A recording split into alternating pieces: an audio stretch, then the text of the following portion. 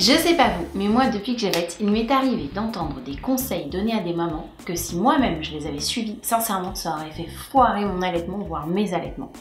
Alors aujourd'hui, j'ai eu envie de reprendre quelques-unes de ces petites choses qu'on peut entendre par-ci par-là, des petits conseils donnés par Tati Ginette ou grand-mère Alberte sur nos allaitements et qui, si on les suivait, sincèrement, pourraient vraiment mettre en péril nos allaitements et ça, c'est vraiment dommage. Alors, c'est parti. 1. Non mais attends, bébé ne fait pas encore ses nuits. Non, ça c'est parce que tu l'allaites.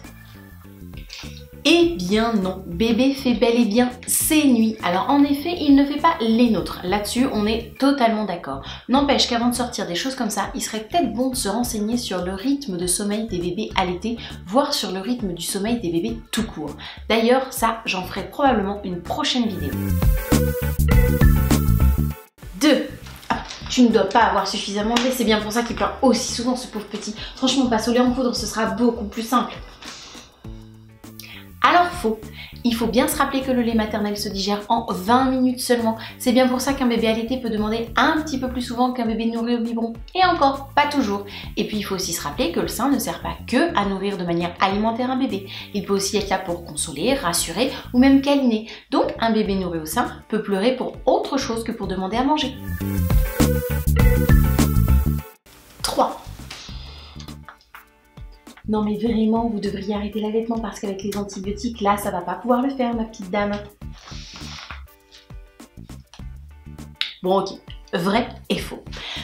C'est vrai que parfois, sous médicaments, il y a des médicaments qui vont être incompatibles avec l'allaitement. Mais avant de crier au loup, avant d'inquiéter une maman, il est bon d'aller se renseigner tout simplement sur le site du CRAT. Je vous mettrai le lien en barre d'informations. Parce qu'en réalité, il existe beaucoup de médicaments qui sont compatibles avec l'allaitement. Le tout, c'est vraiment de bien s'informer.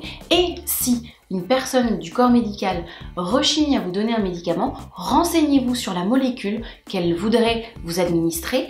Ensuite, allez sur le CRAT, rentrez cette molécule, regardez ce qu'ils en disent et si vous voyez que c'est compatible avec l'allaitement, n'hésitez pas à imprimer le papier, à le ramener auprès du personnel médical et à en discuter avec eux tout simplement. 4. Non mais les bébés nourris au sein ne font absolument pas drôle. Ton bébé doit avoir du mal à digérer, sincèrement passe au biberon, ce sera plus simple. Faux. On est d'accord. Un bébé nourri au sein, comme un bébé nourri au biberon, aura besoin de faire son roux. Donc, ce n'est absolument pas un problème de digestion et passer au biberon ne changera absolument pas la donne. Prenez juste le temps de lui faire un petit roux. 5. Ah, la fameuse phrase dont je faisais référence dans une autre vidéo.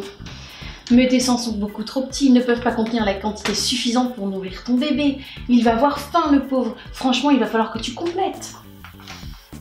Alors, encore une fois, c'est faux. La taille d'une poitrine ou la taille d'un bonnet ne veut absolument rien dire quant à la quantité de lait qu'on pourra fournir à notre bébé.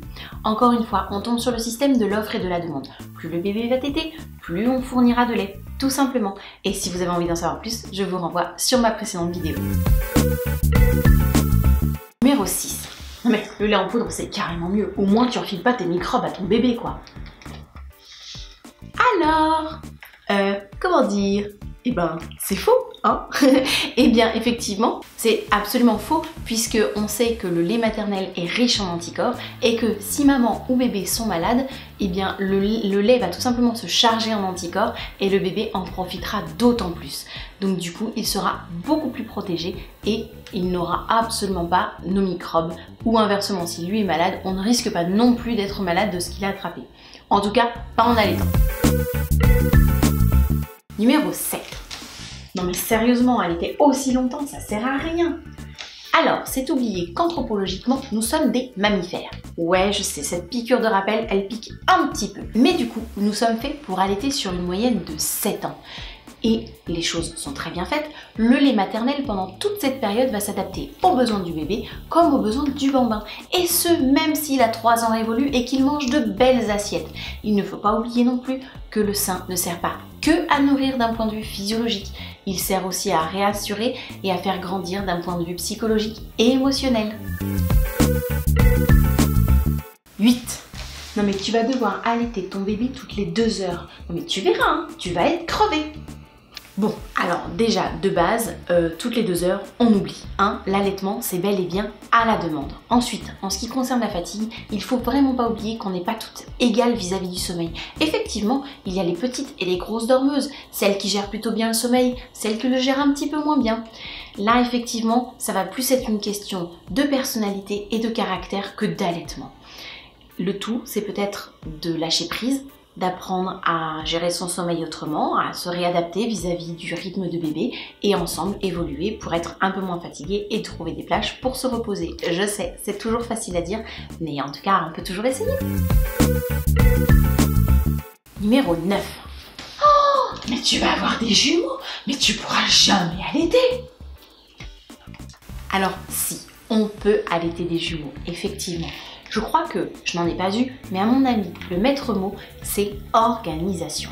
Après, pour ce qui est de l'allaitement des jumeaux, il existe tout un tas d'associations qu'on peut retrouver sur internet ou même tout simplement se rapprocher de conseillères en lactation ou même d'animatrices de la Leche League. Je suis sûre qu'elles sauront répondre à toutes ces questions.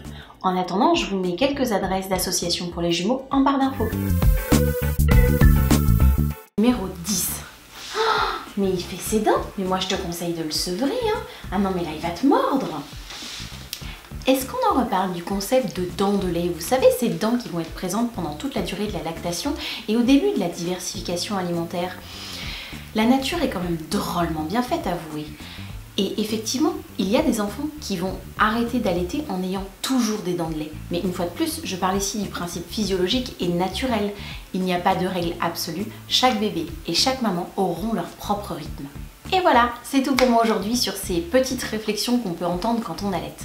Alors si vous aussi, vous avez déjà entendu des réflexions un peu, comment dire, dérangeantes, je vous invite à nous les mettre en commentaire pour qu'on puisse tous ensemble en discuter et voir ce qu'on a pu entendre et comment on peut répondre à ce genre de petites réflexions. Sur ce, je vous souhaite à toutes une belle Voie lactée et je vous dis à très bientôt pour une prochaine vidéo.